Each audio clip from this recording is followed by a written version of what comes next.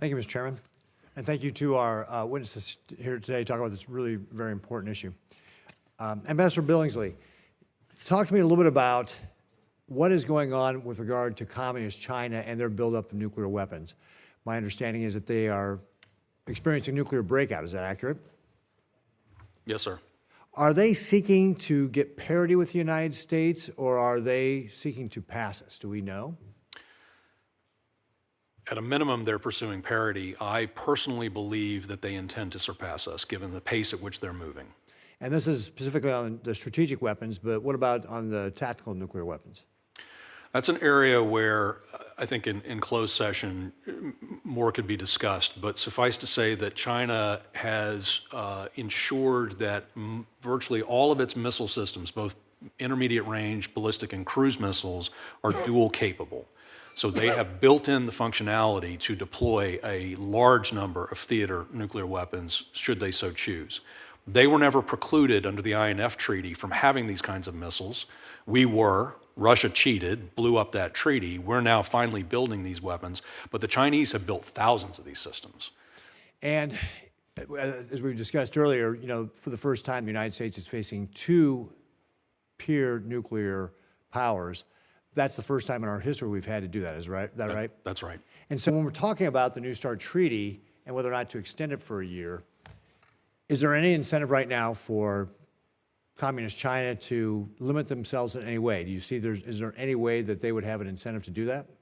No, and in fact, we take any potential further pressure off of them if we simply extend the New START treaty for another year. We're kicking the can down the road by perpetuating a bipolar Cold War construct that makes no sense in a world where there are three peer nuclear adversaries. We need to come up with a different approach and a different formula.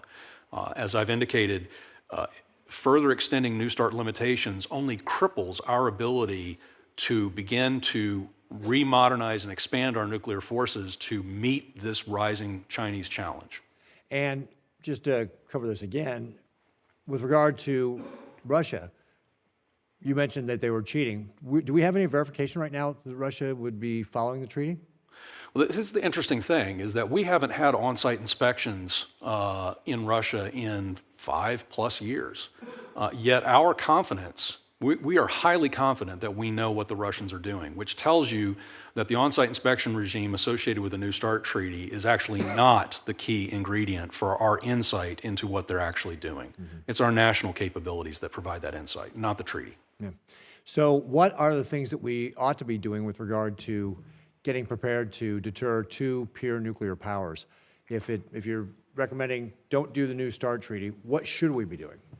Well, we need to start with identifying and defining our requirements. We need a nuclear posture review to be conducted. It should include the entire interagency, and it should help then drive an understanding of what we seek to achieve through negotiations with the Russians and Chinese.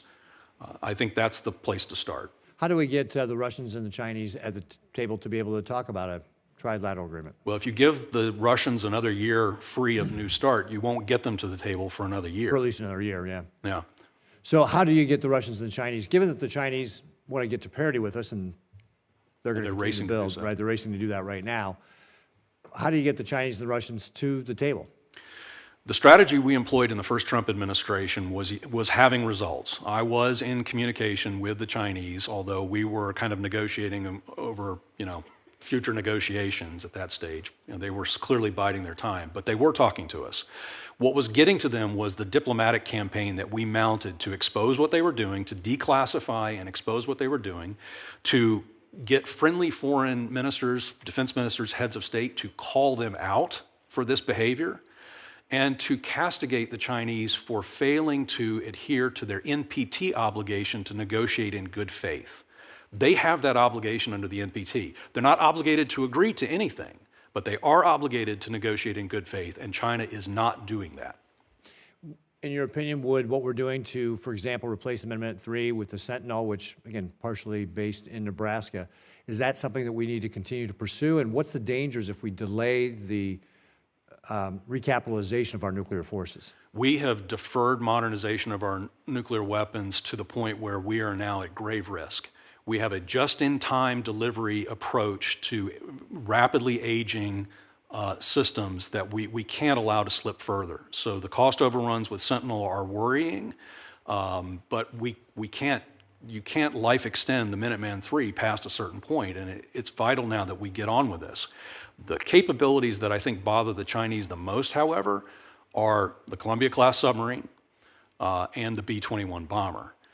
Moreover, the Army's INF-type missile systems, the so-called Typhon system, clearly has the PLA's attention. And that's a conventional missile system, but it is the kind of capability that if we further fielded and proliferated, quote unquote, to friends and allies, or at least did joint deployments with them, this certainly gets the Chinese attention and it builds pressure on them to want to come to the negotiating table. So again, and part of one of the things we do is not only recapitalize our nuclear weapon system, but then also build out our conventional capabilities. Things working, you mentioned the Typhon missile system, do joint exercises, for example, with our allies like the Philippines, to be able to, again, put pressure on the Communist Chinese to come to the table. And perhaps not just necessarily allies. What about Vietnam? Interesting idea. I've already run over my time. The chairman's been very gracious. Thank you, Ambassador Billingsley. Thank you, Chairman. Chairman's always gracious, Senator.